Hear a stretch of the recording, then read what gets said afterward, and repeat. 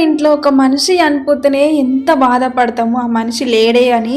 అట్లాంటిది ఒక్కటే ఇంట్లో ముగ్గురు అక్క చెల్లెళ్ళు ఒకేసారి చనిపోవడం అనేది ఎంత బాధాకరమైన విషయం. మీరందరూ న్యూస్‌లల్లా, వార్తలల్లా, యూట్యూబ్‌లో వినే ఉంటారు. అసలు ఎంత అంటే అంత వాళ్ళ తల్లి ఎట్లా బాధపడుతుంది. ఆ తల్లి బాధ, ఆ తండ్రి బాధ ఎవ్వరు తీర్చలేరు.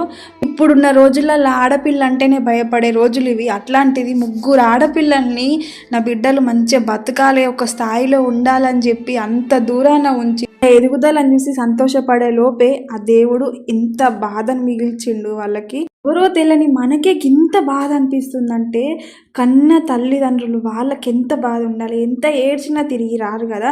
దీని నిర్లక్ష్యం ఎక్కడిది? బస్సుదా, లేకపోతే రోడ్లదా, లారీదా? అసలు ఏం నిర్లక్ష్యం? ఫ్రీ బస్సుల వల్లనే ఇదంతానా? ఇక మీరే చెప్పుర్రి కామెంట్లల్లా. అందరూ జాగ్రత్తగా ఉండుర్రి. Miss you sisters.